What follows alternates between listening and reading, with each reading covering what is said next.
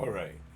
Good morning, Saved friends. This is the Minute Man coming at you again from Studio B back here, part of Walker's Music.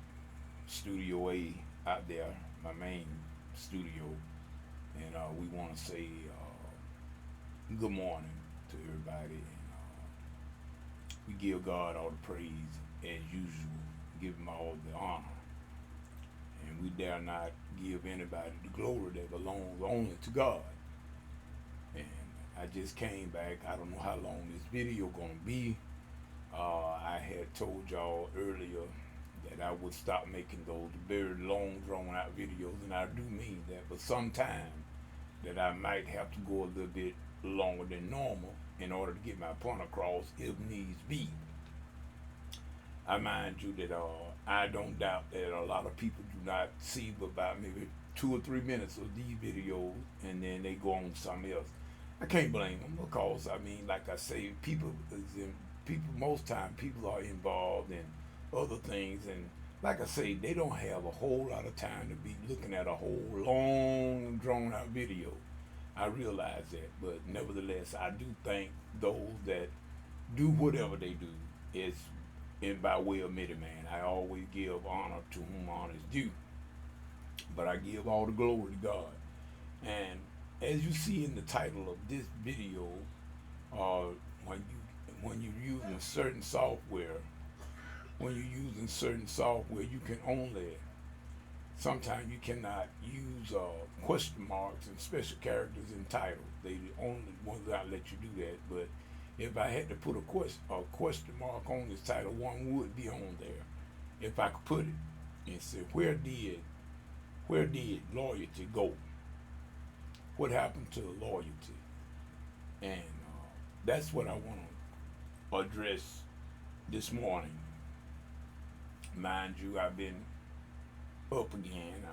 Matter of fact, trying to get some things done, working on doing my remake of everything, upgrading and everything. I got a lot of little things that I need to do in order to get everything lined up and everything, but it's going to get done. Nevertheless, I have not messed with any music thus far just yet, but I will. But I want to say this here and expound on this here point tonight about where did loyalty go. There used to be a thing called loyalty. There used to be, I can remember, there used to be something called loyalty. But over the years, I've seen loyalty almost disappear from certain arenas. In other words, I've seen loyalty just go out the window in a lot of areas, in a lot of arenas. But nevertheless, I was thinking about myself. In other words, when I came back to South Georgia after a long venture into the world, and I ended up back in my hometown, South Georgia, in Cuthbert, and June of 1993. In June of 1993. Now, mind you, I left my hometown after I graduated from Andrew College, which was in 1984. I left my hometown. I left my hometown that summer of '94 after I graduated from Andrew College, and so that was like '84, and so you can just count the year from '84 up until '93. I returned back home.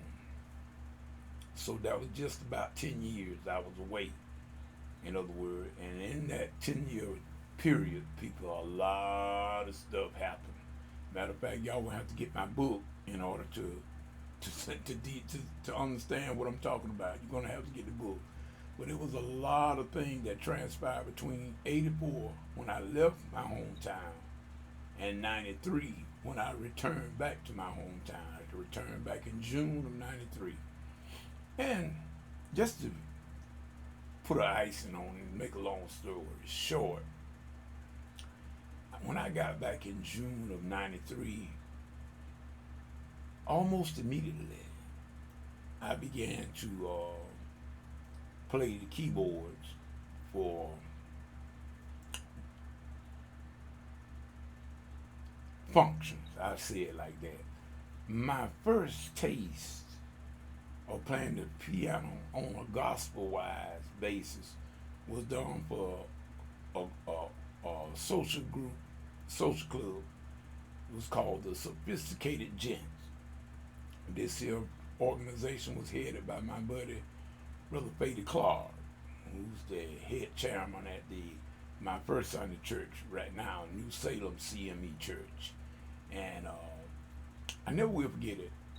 Like I said, I got back here in June of '93, and I believe it was around late August, maybe early September. Fady came to my house, and matter of fact, I was yet with that first wife of mine. It was in '93, and it was September. I believe it was early September. But anyway, Fady came, and he asked me to would I do a little piano playing for him in the Sophisticated Gents. I agreed to do just that. That was after the flood of '94. No, I got that wrong. This was in '93, so this was the year before the flood. But at any rate, I started doing a little piano playing for the Sophisticated Gents, the first group that I ever played for when I got back home. We enjoyed it. I did. I enjoyed the guys. I knew all the guys. I knew just about everybody there. And matter of fact, I think it was only maybe about one. It was maybe about one guy that I did not know, and at that particular time, but I knew his family because I knew I went to school with a couple of his sisters. Well, at least I know I went to school with one of his sisters. His name was Frankie Jenkins. And but everybody else inside that group and organization, I knew already. But at any rate, we had a nice time. And I began to play for them, and we was getting ready. Fady and them was getting ready to have their anniversary that was going to come up, I believe, in that October. If I'm not mistaken, I believe it was that October it was going to come up. And so my little tenure started for playing the piano right then, '93. Okay, so I went, and me and Fady, and I forget now who I rode with. I believe I was with Fady. I'm not for certain, but I believe I was with Fady. One of the gents, I forget which one, but we ended up, when it came that November of that year, after we had their anniversary, we went to Virgil Chapel for their anniversary. And matter of fact, if I'm not mistaken, I believe we had went to another place also in Western Georgia. But at any rate, when we got back to Virgil Chapel, I was immediately connected to two more churches. One of the churches was none other than Virgil Chapel, the host church that was having its anniversary. I forget which one of the members came to me at that particular time to ask me would I play for them on first Sunday. But nevertheless, they did do it, and I accepted. I immediately accepted. I didn't give them no run around the bush. And also on that same particular Sunday, I was approached by, if I'm not mistaken, I don't believe it was by my cousin's wife, Sister Mary Simmons. And she was married to my cousin, Ned Simmons. But at any rate, she came and approached me about playing at that time for Pleasant Grove, AME. I accepted that. They told me on the third Sunday. That's when they would have their pastoral day. At that particular time, that was the main pastoral day, because on the first Sunday, they didn't really worry about no choir or nothing like that. Because that mostly was just like a business and maybe a communion Sunday. That's the way it was at that time when I first started. They had Pastor Washington. I forget his first name now. But I do know it was Pastor Washington. But at any rate, that started immediately. As a matter of fact, on that first Sunday in November, I immediately got two churches at the same time, and I was with the Sophisticated Gents. So I immediately began to play for the various churches, going to and fro, up and down, to and fro, up and down. So now, if you count from '93 up until this present time, you would see that that is right at 27 years. 27 years. And that I've been to the various churches. Not only just Virgin Chapel and Pleasant Grove AME, I've been to quite a few. I have played at quite a few churches and everything. Just to name a few of them: the Mount Calvary Missionary Baptist Church, Shelburne, the Jerusalem Missionary Baptist Church in Dawson, Georgia. Just to name two: New Hope, which is also in Shelburne, and I played for Union Grove as well as Mount Olive. So I played for quite a few churches, and then if you narrow it all down, it's like Brother Tony Coleman spoke here back in 2018 when I had an appreciation program at Pleasant Grove AME, and he was the MC, and he told them that everybody ought to have been in my program. He's called Ernest have played for everybody in this church, and everybody everywhere. The Ernest and you ain't he have played for everybody, and I didn't pay him to say that. He said that on his own. But at any rate, you talk about 27 years of hand running service that I have not missed. I have not missed nothing out of 27 years, sick or well, except for the time that I got critically sick back in 2018, February the 9th, 2018. And I was out from my churches from that February 9th up until the first Sunday in April. And I went right back to work. Should I went? A lot of my buddies told me that I was crazy. Ain't no way they went back to church that quick, but I did. I was ready to go back. I wasn't nowhere near y'all out of the woods with my health was concerned. I was still weak. Matter of fact, when I went back that first Sunday in April, it was at New Salem, and I never will forget that Brother Clark faded in Blue, which we affectionately call him Blue, but his name is Jesse Gilbert. They had to actually stand on each side of me to keep me from falling. I was just that off balance at that time. Because I really and truly, I shouldn't have been back playing that quick, but I wanted to go back. And like I said, from that April 1st, it was Easter Sunday, 2018. I have not missed a Sunday yet, sick or well. And up until that time, I have not missed any church engagement whatsoever. From '93 all the way up until that present time when I just got sick and couldn't do it. I was in the hospital, I couldn't do it. But that was 2 months. It wasn't really 2 months that I took off. It was like February. It was like coming up to the second Sunday, I believe, in February. Yes, it was. And I was back in the church on the first Sunday in April. So it wasn't really a full 2 months, if you think about it. But nevertheless, where is loyalty at? Where is the loyalty at? Where is longevity at? And I just said, that's 27 years of dedicated service without too much complaint. I'll admit that there have been times that I just wanted to give all of it up. Really, there have been many times I wanted to just give it all up. But I hung in there. In other words, I thought about the greater good, and not about what I wanted so much, but it was about what the gift that God has given me. And I was trying to use it and needed to use it for God's glory, not for anything else outside of that. That's what Midi-Man has tried to do all these years. But like you say, sometimes that doesn't mean anything. That doesn't mean anything to a lot of people, because once you get to the place, when circumstances happen to you, you realize then who is really with you and who's not.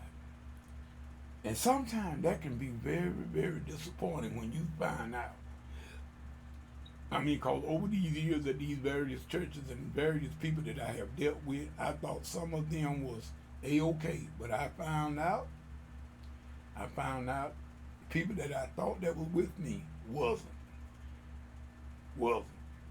And the hurting thing about that is when it's real people that you've been really thought that were connected with you. That's the hurting part about it. I think about when Jesus was in the Garden of Gethsemane, and he called Judas friend. He called Judas friend, and I know now some theology behind that friendship, yeah, because he helped him got to Calvary. That's what Jesus wanted to get. And Judas was instrumental in getting him there because he betrayed him to death. He betrayed him. When we get betrayed like that, by people that you think that's with you, that's a hurting feeling, y'all. I don't care who you are. I don't care who you are. You might can yet go on and you might can do whatever deemed necessary, but that is a hurting feeling when people betray you in that manner. And after you have thought that they were really connected to you, I have found out through my travels around the various churches and dealing with the various people, I found out who was for me and who wasn't. And yet finding it out. But nevertheless, people, I just told y'all that because see, really and truly, I want you to get my book when it come out. And then a lot of things will show up in my book and that will shed a light on a lot of this stuff, what I'm saying. But I'm just saying where's loyalty, y'all. Well, we got people that backstab each other every day. You got people that's grinning in your face and then they stabbing you all the time in the back, talking bad, about you to other people when you have tried to do your very best to treat them with the utmost respect and honor, to try to do the best you can. But nevertheless, we cannot, and like I, excuse me, y'all, I tell you the truth. It's something gets in my throat sometimes. I have to get me a piece of peppermint. But there are some things, as I said, that you can deal with. And then there's something that you just have to nip it in the bud, as Barney Fife would say. And really and truly, once you've been betrayed so many times, there's a limit. But it's as I spoke in 2018 at my particular appreciation program that was given to me by Pleasant Grove AME. And I told them after I got up to make some remarks about it, the program, and I told everybody that I know what happened to me while I was in the hospital at B.B. Putnam Memorial. I know what God, the Spirit of God, asked me about me being mad at anybody. And I told him I ain't mad at nobody. And that is exactly where I still stand right now to anybody, whether it be on the deacon board or the usher board or whatever other kind of board it might be. Mitty Man is not mad at no one. But Mitty Man is most smarter. I'm not mad at no one. I'm not going that route because it doesn't do any good to be mad at anybody, but it's just a proper way to do anything. It's a proper way to do anything.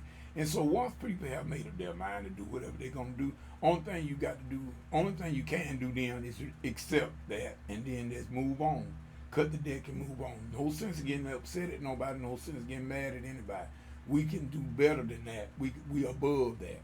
And that's what I was saying here tonight. And I'm talking to all my musicians, and I done had a lot of different, I done talked to a lot of, well, not a whole lot of, but I got keyboard players as buddies and everything. Y'all know two of my buddies, which is Daryl and Floyd.